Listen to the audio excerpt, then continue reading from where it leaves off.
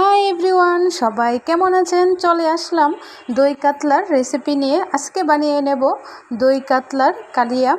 তো এইভাবে যদি যে কোনো মাছই রান্না করেন, মাছের স্বাদ দ্বিগুণ বেড়ে যাবে। তো পুরা ভিডিওটা সবাই দেখবেন এই দারুণ মজার কালিয়াটা দেখার জন্য। তো শুরু করি ভিডিওটা। প্রথমে নিয়ে নেব 4 পিস মাছ। স্বাদ মতো লবণ আর মরিচের গুঁড়া সামান্য দিয়ে মাছটা মাখিয়ে নেব। আর চুলায় একটা প্যান বসিয়ে দেব। পরিমাণ মতো তেলে এক এক করে আমি মাছগুলো দিয়ে দেব। মাছগুলো এখন উল্টে নেব। মাছগুলো হালকা ভেজে আমি নামিয়ে নেব।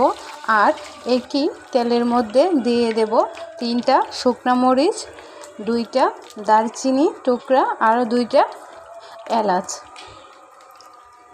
ফোড়নে আর দিয়ে দেব 1 চিমটি জিরা। ভালো করে নাড়িয়ে নিয়ে দিয়ে দেব ছোটো চামচের 2 চামচ পেঁয়াজ বাটা। তেলের মধ্যে পেঁয়াজ বাটাটা আর একটু ভেজে নেব। দিয়ে দেব ছোটো চামচের 1 চামচ আদা বাটা।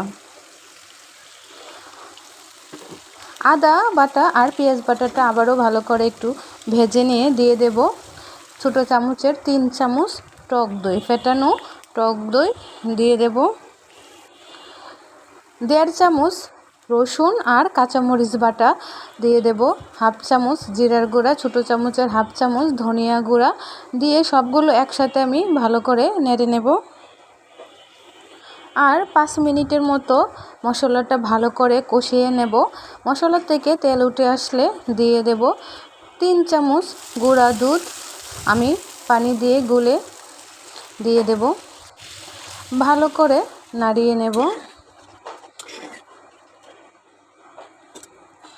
ঝোলটা এখন আমি ফুটিয়ে নিয়ে দিয়ে দেব ভেজে রাখা কাতলা মাছের পিসগুলো এক এক করে দিয়ে উপরে দিয়ে দেব 3 থেকে 4টা কাঁচামরিচ আর সামান্য গরম মশলার গুঁড়া উপরে ছিটিয়ে দেব। 2 মিনিটের মতো ঝোলটা ফুটিয়ে নামিয়ে নেব। রেডি হয়ে গেল আমার ঝটপট দই কাতলার রেসিপি। আর এইভাবে যদি আপনারা যে কোনো মাছ রান্না করেন, বড় মাছ খেতে দুর্দান্ত মজার হয়। এভাবে একদিন রান্না করে দেখবেন বন্ধুরা, এতটাই মজার আর খুবই সহজ রেসিপি। উপরে আমি দিয়ে দেব একটু সস, টমেটো সস। কেউ চাইলে এটা না দিতে পারেন, এটা পুরোপুরি অপশনাল। তো রেডি হয়ে গেল আমার ইয়াম্মি স্বাদের দই কাতলা। বন্ধুরা, নতুন নতুন রান্নার রেসিপি পেতে হলে সবাই আমার এই পেজটাও ফলো করে পাশে থাকবেন।